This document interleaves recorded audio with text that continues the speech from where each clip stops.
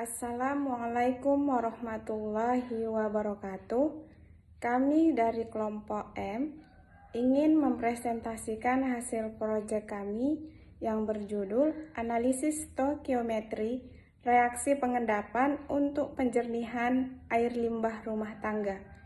Di sini saya Karmila Sari, NIM 05679174 dan teman saya Olivia Kabregin Boru Surbakti, NIM 0576960079. Perkenalkan, nama saya Leni Syara Siregar, NIM 0576655755 dari Program Studi Pendidikan Kimia.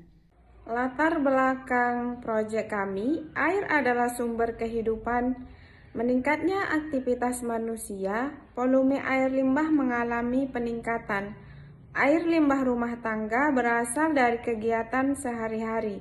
Limbah tersebut mengandung berbagai zat pencemar seperti bahan organik, deterjen, minyak, dan lemak, padatan yang tersuspensi, fosfat, nitrogen, serta mikroorganisme yang dapat menurunkan kualitas lingkungan apabila dibuang secara langsung ke badan air tanpa melalui proses pengolahan. Tujuan penulisan proyek kami, yang pertama menjelaskan pengertian dan karakteristik air limbah rumah tangga. Yang kedua, menjelaskan konsep stoikiometri dan reaksi pengendapan. Yang ketiga, menganalisis penerapan stoikiometri dalam proses pengendapan pada pengolahan air limbah rumah tangga.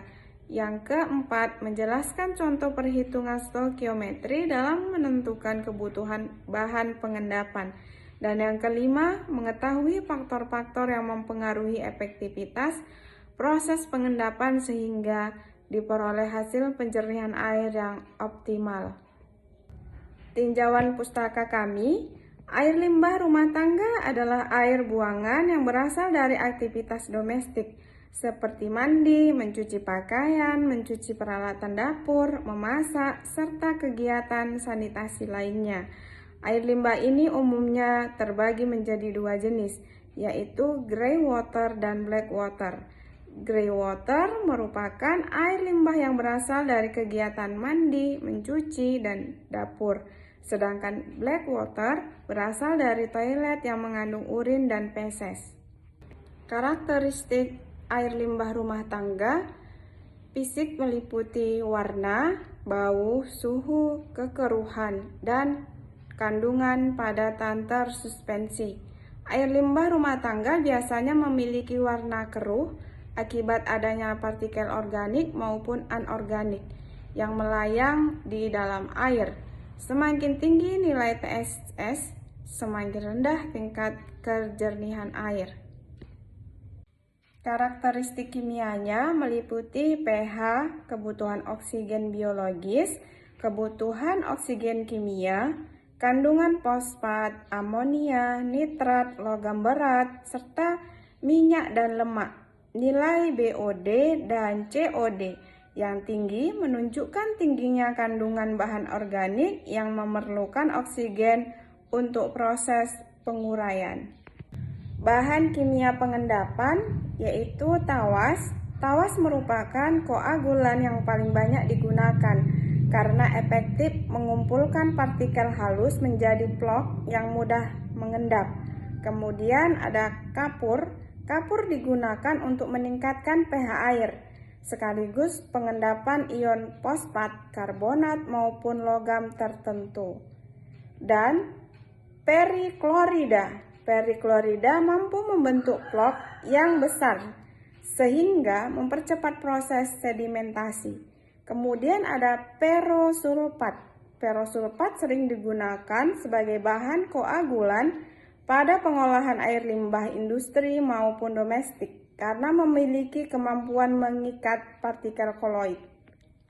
Baiklah, saya akan melanjutkan presentasi yaitu faktor-faktor yang dapat mempengaruhi reaksi pengendapan. Adapun faktor yang pertama adalah pH, konsentrasi reaksi, suhu, waktu pengadukan, waktu sedimentasi, dan ukuran vlog.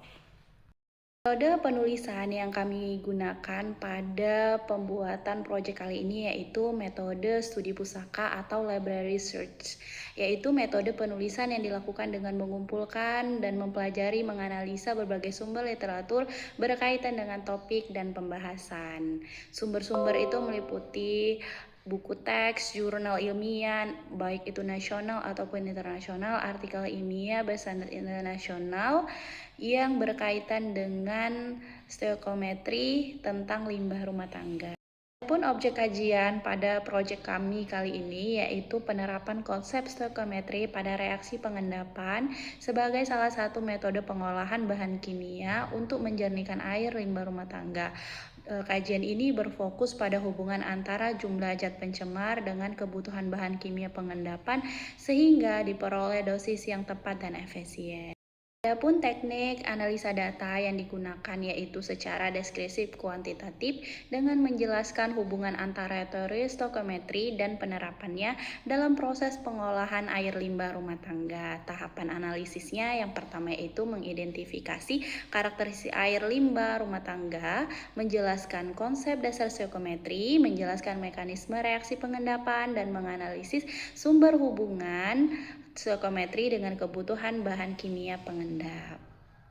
Selanjutnya adalah bagian pembahasan. Pengolahan air limbah rumah tangga bertujuan untuk menurunkan kadar zat pencemar sehingga air yang dibuang ke lingkungan tidak menimbulkan dampak negatif. Salah satu metode yang digunakan yaitu proses pengendapan, yaitu pembentukan senyawa padat yang tidak larut melalui reaksi kimia antara zat pencemar dan bahan pengendap.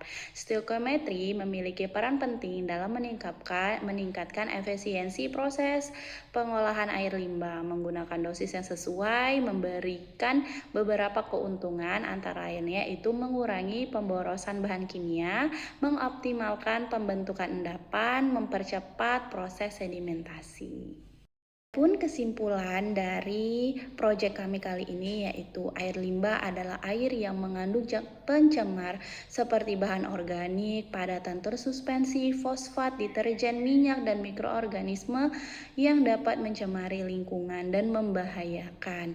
Reaksi pengendapan yaitu adalah salah satu metode pengolahan kimia yang efektif untuk menghilangkan zat pencemar melalui pembentukan senyawa padat yang tidak larut. Stoikiometri berperan penting dalam menentukan jumlah bahan kimia yang diperlukan dalam hubungan mol dalam persamaan reaksi kimia yang telah disetarakan. Efektivitas proses pengendapan dipengaruhi oleh berbagai faktor seperti pH, suhu, konsentrasi, zat pencemar, waktu pengadukan, waktu sedimentasi, dan vlog yang terbentuk.